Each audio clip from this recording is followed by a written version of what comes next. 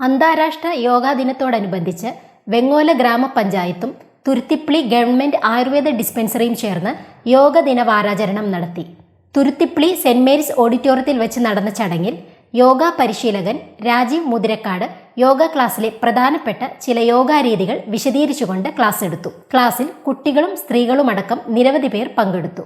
യോഗാ ദിനാചരണത്തിന്റെ ഉദ്ഘാടനം വെങ്ങോല ഗ്രാമപഞ്ചായത്ത് പ്രസിഡന്റ് പി എൽദോസ് നിർവഹിച്ചു. വെങ്ങോല പഞ്ചായത്തും ആയുർവേദ ഹോസ്പിറ്റലും ചേർന്ന് 11ാമത് അന്താരാഷ്ട്ര യോഗാ ദിനാചരണമാണ് നമ്മൾ ഇന്ന് നടത്തുന്നത്. വെങ്ങോല പഞ്ചായത്തിലെ മുഴുവൻ വാർഡുകളിലും യോഗ പരിശീലനം തുടങ്ങാനുള്ള എല്ലാ പദ്ധതിയും റെഡി ആയിക്കൊണ്ടിരിക്കുന്നു. മിക്ക വാർഡുകളിലും ഇപ്പോൾ നടന്നുകൊണ്ടിരിക്കുന്നുണ്ട്. ഇത് തുടങ്ങുമ്പോൾ വളരെ കുറച്ച് പേരായിരുന്നെങ്കിൽ ഇപ്പോൾ നൂറുകണക്കിന് ആളുകൾ ഇപ്പോൾ യോഗയിൽ പ്രായഭേദമന്യേ പങ്കെടുത്തു വരുന്നു. 5 മിനിറ്റ് നമ്മൾ പ്രാർത്ഥനയിൽ ഇരുന്നപ്പോൾ, ഏത് പ്രാർത്ഥനയായിക്കോട്ടെ, അപ്പോൾ അച്ഛൻ പറയുക ഒരു 5 മിനിറ്റ് കൂടുതൽ നമുക്കൊരു ആ പ്രാർത്ഥനയിൽ മാത്രം ഏകീകരിച്ചിരിക്കാൻ സാധിക്കില്ല. അത് പള്ളിയായാലും അമ്പലമാണെങ്കിലും എവിടെയാണെങ്കിലും 5 മിനിറ്റിലും ഉള്ളിൽ നമ്മൾ വേറെ എന്തെങ്കിലും ചിന്തയിലേക്ക് കയറി. പക്ഷേ യോഗ ക്ലാസ്സുകളിൽ പഠിപ്പിക്കുന്ന നേരത്ത് ആ നേരം അത് 5 മിനിറ്റ് ആണെങ്കിലും 10 മിനിറ്റ് ആണെങ്കിലും അത് നമ്മുടെ ശരീരം ഏകീകരിക്കാൻ അല്ലെങ്കിൽ നമ്മുടെ മനസ്സിനെ ഏകീകരിക്കാൻ വേറെ ഒന്നും കടന്നു വരാതെ നമ്മുടെ മനസ്സിനെ പക്വതയോടെ നിലനിർത്താൻ, നമ്മൾ ഏത് കാര്യത്തിലാണോ ചിന്തിക്കുന്നത് അത് മാത്രം മനസ്സിൽ നിൽക്കാൻ സാധിക്കുന്ന ഒന്ന് അത് യോഗ ക്ലാസ്സുകളിൽ മാത്രമാണ്.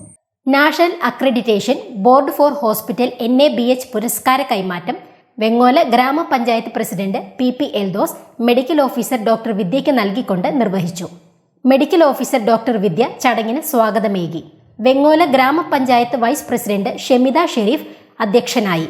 സെന്റ് മേരീസ് പള്ളി വികാരി father Eldhose, saint Mary's school manager Eldhose PJ എന്നിവർ ആശംസകൾ അറിയിച്ചുകൊണ്ട് സംസാരിച്ചു. സൂസി ജോർ കൃതജ്ഞതയും രേഖപ്പെടുത്തി. Ayush health and wellness centre yoga ക്ലബിന്റെ പ്രവർത്തനങ്ങളെക്കുറിച്ച് യോഗ പരിശീലകൻ രാജീവ് മുതിരക്കാട് സംസാരിച്ചു. സമ്പൂർണമായി യോഗ ക്ലബ്ബുകൾ